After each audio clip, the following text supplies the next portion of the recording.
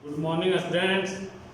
मैं दीपक जाखड़, व्याख्याता भूगोल, Shastri senior secondary school Fatehpur Shekhawati Sikar. बच्चों, हम कक्षा 10 में अध्याय नंबर 5 लोकतंत्र के बारे में पढ़ रहे थे। हमने पढ़ा लोकतंत्र क्या है, लोकतंत्र का अर्थ क्या है, लोकतंत्र के विभिन्न रूप कौन कौन से हैं। आज की कक्षा में हम लोकतंत्र के सिद्धांतों के बारे में, लोकतंत्र का विस्तृत अध्ययन करने के लिए लोकतंत्र के विभिन्न सिद्धांत एवं दृष्टिकोण प्रस्तुत किए गए हैं, उनका अध्ययन करेंगे। तो हम बात करेंगे लोकतंत्र स्वयं में एक विस्तृत विचारधारा है। लोकतंत्र स्वयं में एक विस्तृत विचारधारा है और इस पर समझने के लिए एवं इस पर विभिन्न विद्वानों के बीच मतभेद है कि लोकतंत्र में शासन किसके द्वारा किया जाए, सत्ता किसकी हो, सत्ता का उपभोग किसके द्वारा किया जाए, सत्ता का उपभोग किसी वर्ग द्वारा क्यों किया जाए। इन बातों पर मतभेद हैं और इन्हीं मतभेदों से अनेक विद्वानों ने अपने अपने विचार प्रस्तुत किए हैं। उनमें सबसे पहले हम बात करते हैं लोकतंत्र का परंपरागत उदारवादी सिद्धांत। लोकतंत्र का परंपरागत उदारवादी सिद्धांत। दूसरा है लोकतंत्र का बहुलवादी सिद्धांत। बहुलवादी सिद्धांत। तीसरा है लोकतंत्र का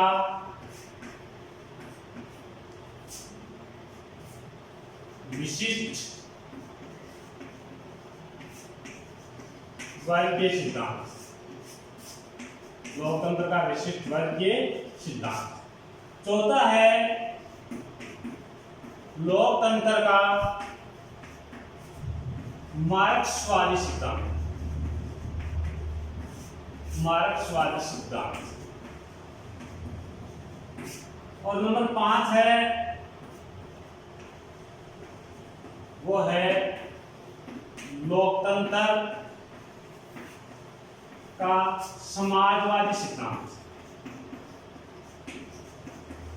समाजवादी सिद्धांत।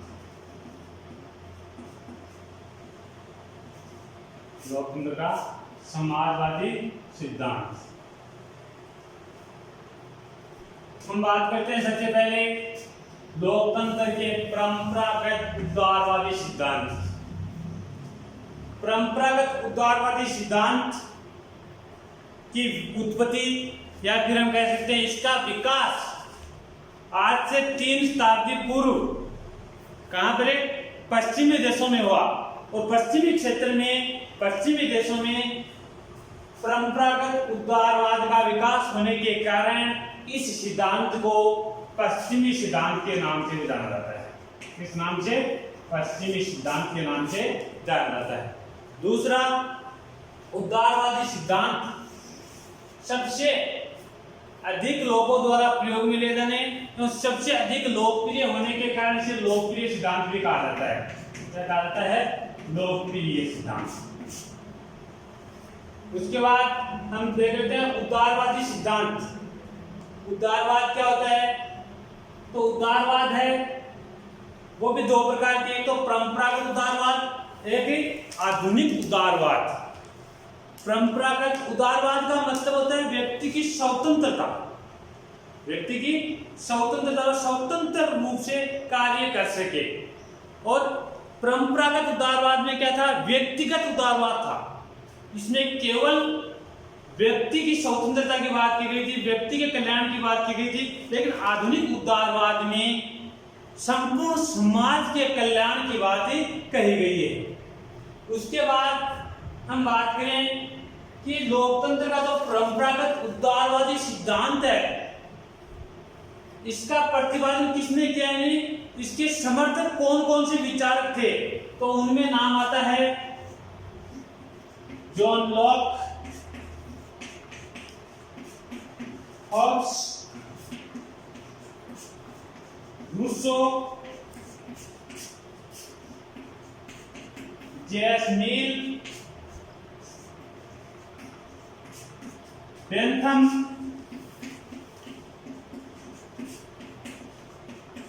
Montesquieu, Herbert Spencer, Abraham Lincoln,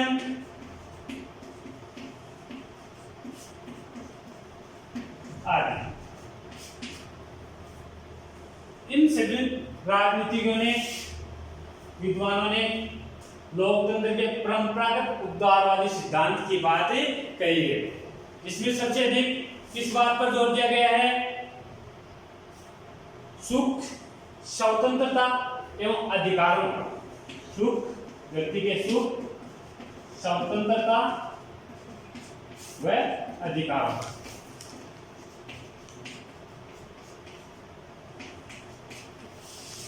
उसके बाद हम देखें लोकतंत्र के परंपरागत सिद्धांत की कुछ आधारभूत मान्यताएं हैं। कुछ आधारभूत मान्यताएं। आधारभूत मान्यताओं में नंबर 1 पर आती है आपकी कि व्यक्ति बुद्धिमान प्राणी है। व्यक्ति क्या है? बुद्धिमान प्राणी है।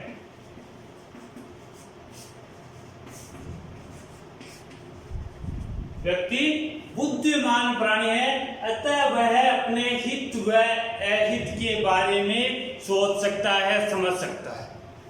दूसरी बात,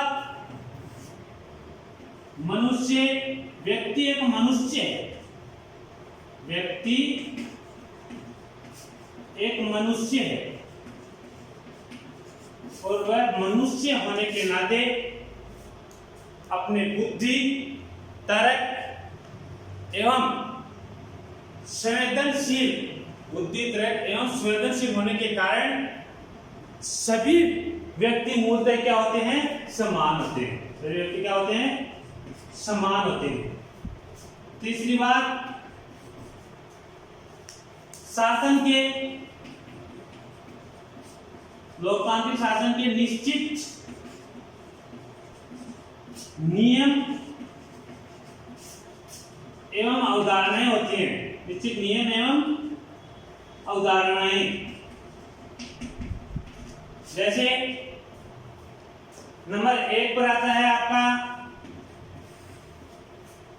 कि शासन का संचालन किसके द्वारा किया जाए?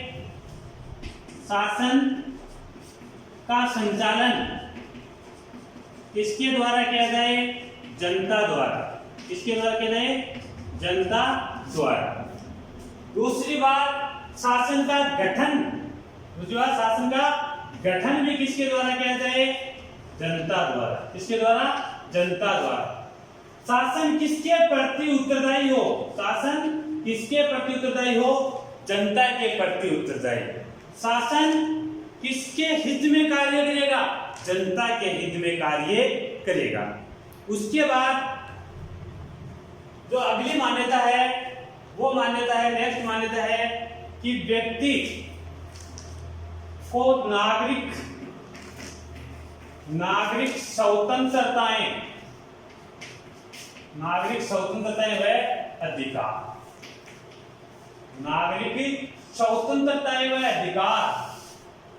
परंपरागत उदारवादी सिद्धांत कहता है कि लोकतंत्र में व्यक्ति को नागरिक स्वतंत्रता दी जाए, वह उसे अधिकार दिए जाएं और उनकी रक्षा के लिए, जैसे हमारे देश में क्या है? लोकतंत्र है, लोकतंत्र में नागरिकों को स्वतंत्रता दी गई है, हमें मौलिक अधिकार दिए गए हैं और उन मौलिक अधिकारों की रक्षा के लिए किसकी व्यवस्था की गई है? न्यायपालिका की व्यवस्था की गई है। किसकी व्यवस्था? न्यायपालिका की। उसी प्रकार कहा गया है कि नागरिक स्वतंत्रता व अधिकार दिए जाएं व उनकी रक्षा के लिए निष्पक्ष व स्वतंत्र न्यायपालिका होनी चाहिए।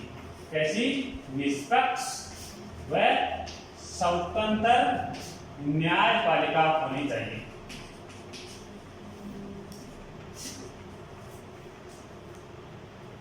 उसके बाद जो अगली बात है वो है बच्चों की चुनाव होने चाहिए। लोकतंत्र का अगला नियम क्या है? निश्चित समयावधि पर, निश्चित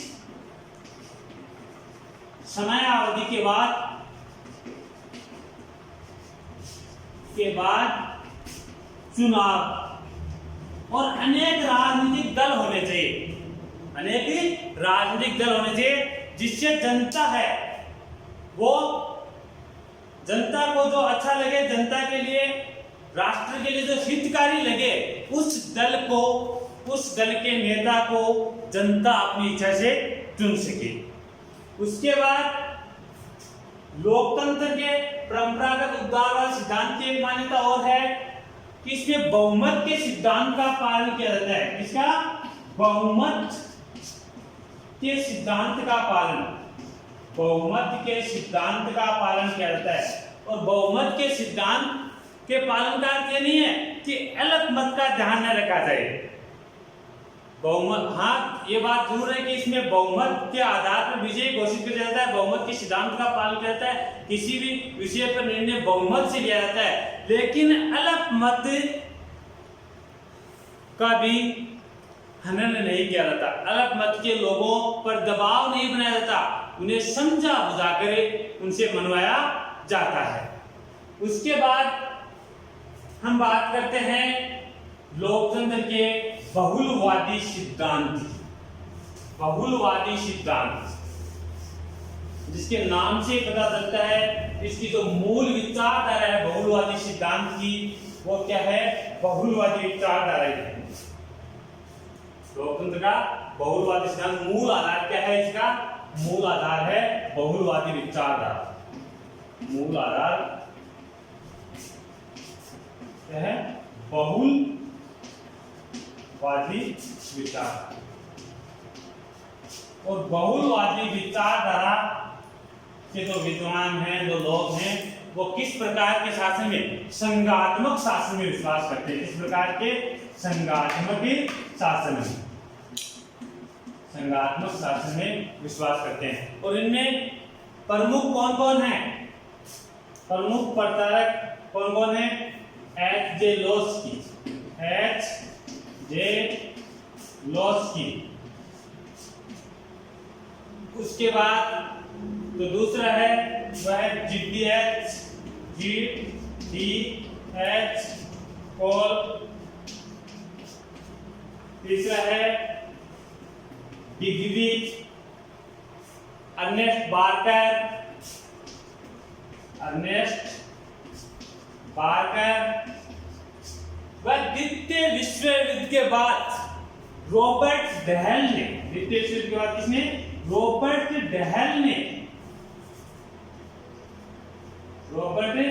डहल ने बहुलवादी विचारधारा पर अपने विचार प्रस्तुत किए और इस बहुलवादी सिद्धांत को बहुतंत्रवाद कहना पसंद किया। बहुतंत्रवाद कहना, छोटा इंग्लिश में आता है, इस बार से एक नंबर का क्वेश्चन पूछा जाता है, उसमें कई बार पूछा जाता है कि बहुलवादी सिद्धांत को बहुतंत्रवाद कहना किसने पसंद किया या कौन कहता है? वो है रॉबर्ट डहल।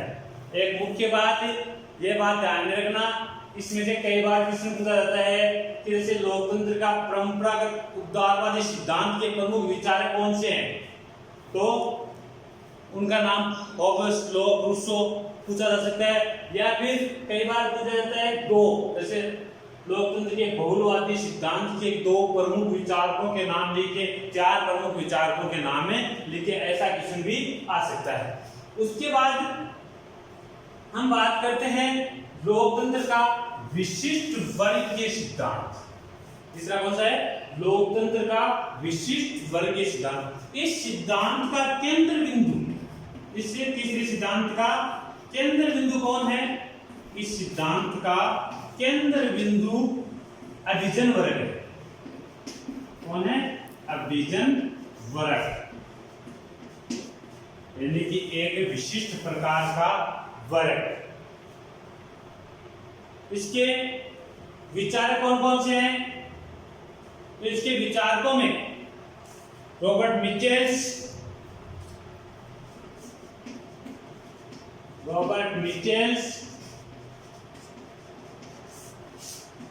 मोस्का, पेरेटो, ब्रेनहम, इसके प्रमुख विचारक एक और है H.C. राइट। ये लोकतंत्र के विशिष्ट वर्गीय सिद्धांत के प्रमुख विचारक हैं, जिसमें से रॉबर्ट मिचेल्स ने अपने विचार किस पुस्तक में? रॉबर्ट मिचेल्स एक जर्मनी का दार्शनिक है। कहाँ का है? जर्मनी का। और इसने अपने विचार वो कौन सी पुस्तक में? दी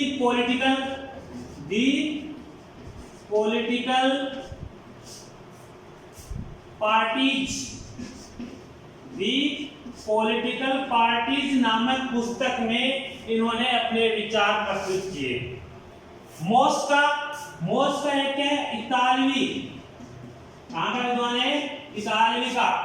और इन्होंने अपने विचार कौन सी पुस्तक में? उन्होंने अपने विचार, अपनी जो कृति है वो प्रस्तुत की है दी रूलिंग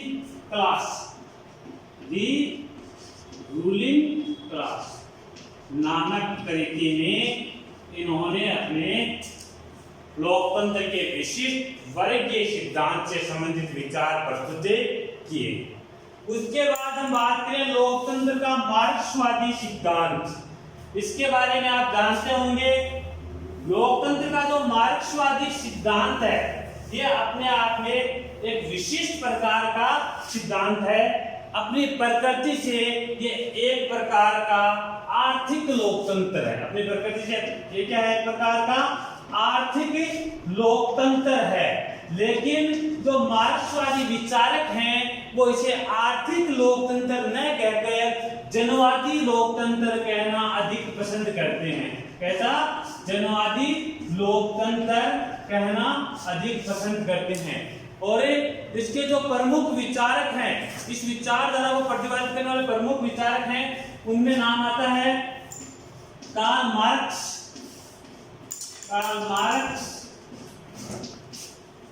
फ्रेडरिक एंजिल्स।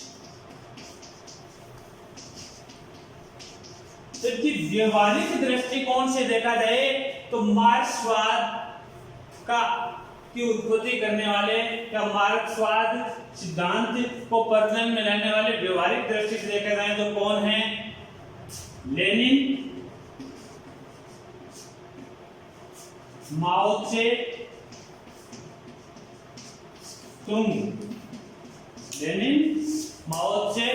तुंग द्वारा इसे स्टालिन है, लेनिन है, माओ त्से तुंग आदि के द्वारा इन्हें व्यवहारिक रूप में प्रस्तुत किया गया है। उसके बाद हम बात करें लोकतंत्र के समाजवादी सिद्धांत। कौन सा है? लोकतंत्र का समाजवादी सिद्धांत। बच्चों समाजवादी सिद्धांत है, इसे याद करने में आपको ज्यादा समय नहीं लगेगा, क्योंकि आपने जो ऊपर एक तो उदारवादी सिद्धांत पढ़ा है, एक मार्क्सवादी सिद्धांत पढ़ा है। इन दोनों का सम्मिलित रूप भी क्या है? समाजवादी सिद्धांत है। इन दोनों का उदारवाद व मार्क्सवाद, दोनों का सम्मिलित रूप भी क्या है? समाजवाद है। समाजवाद लोकतंत्र क्या कहता है कि उदारवाद से क्या लेता है? वो उदारवाद से राजनीतिक स्वतंत्रताएं व लोकतंत्र की कौन सी? आर्थिक समानता समाज में स्थापित करना चाहता है एक साथ। और इस लोकतंत्र के समाजवादी सिद्धांत को लोकतांत्रिक समाजवादी सिद्धांत भी कहा जाता है। इसमें क्रांति व हिंसा के स्थान पर संवैधानिक एवं विकास पर अधिक जोर दिया गया है। उसके बाद ये थे अपने लोकतंत्र के सिद्धांत। इन सिद्धांतों के बाद हम बात करते हैं लोकतंत्र के प्रकार। लोकतंत्र के प्रकारों की बात करते हैं। तो लोकतंत्र के प्रकारों के बारे में हमने पिछली कक्षा में थोड़ा सा पढ़ा था कि लोकतंत्र के प्रकार होते कौन कौन से हैं। लोकतंत्र के दो प्रकार होते हैं। एक होता है प्रत्यक्ष लोकतंत्र। एक क्या होता है? प्रत्यक्ष लोकतंत्र। एक होता है अप्रत्यक्ष लोकतंत्र। क्या होता है? अप्रत्यक्ष लोकतंत्र। जो प्रत्यक्ष लोकतंत्र है उसे शुद्ध लोकतंत्र भी कहा जाता है। क्या कहा जाता है? शुद्ध लोकतंत्र भी कहा जाता है। और अप्रत्यक्ष लोकतंत्र है इसे प्रतिनिधि लोकतंत्र कहते हैं। क्या कहते हैं? प्रतिनिधि लोकतंत्र कहते हैं। प्रत्यक्ष, जिसमें जनता सीधे स्वयं भाग ले सके, या फिर शासन शक्ति का प्रयोग संपूर्ण जनता करती हो, वह क्या होता है? प्रत्यक्ष लोकतंत्र। और संपूर्ण शासन शक्ति का प्रयोग जनता द्वारा न किया जाकर जनता द्वारा चुने हुए प्रतिनिधि करते हैं, तो उसे क्या कहते हैं? अप्रत्यक्ष लोकतंत्र कहते हैं।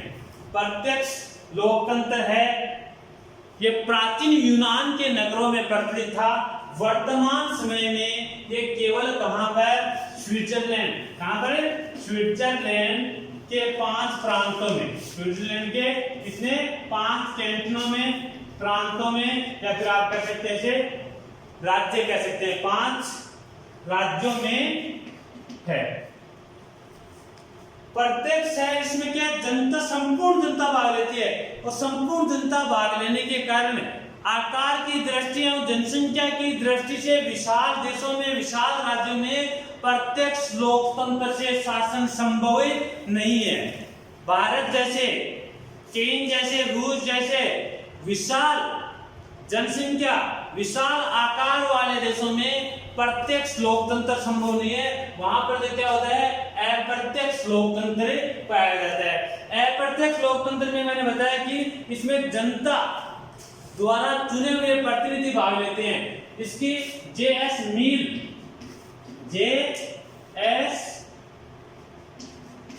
मिल ने एक परिभाषा दी है। अप्रत्यक्ष लोकतंत्र की J.S. मिल द्वारा एक परिभाषा दी गई है। क्या कहा गया है? कि प्रतिनिधि लोकतंत्र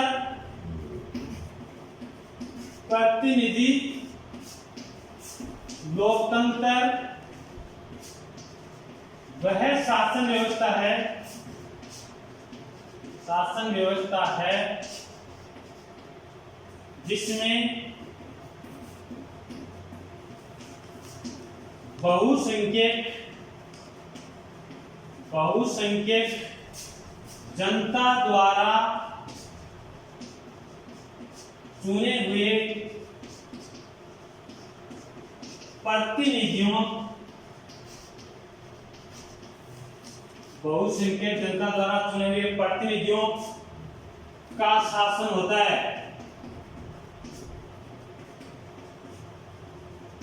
और उसे क्या कहते हैं? अप्रत्यक्ष लोकतंत्र। लोकतंत्र यह परिभाषा किसने दी है? J.S. मिल ने। J.S. मिल से मिलती जुलती ही अन्य विद्वानों ने भी परिभाषाएं दी हैं, जिसमें सबसे पहले आते हैं लॉर्ड ब्राइस के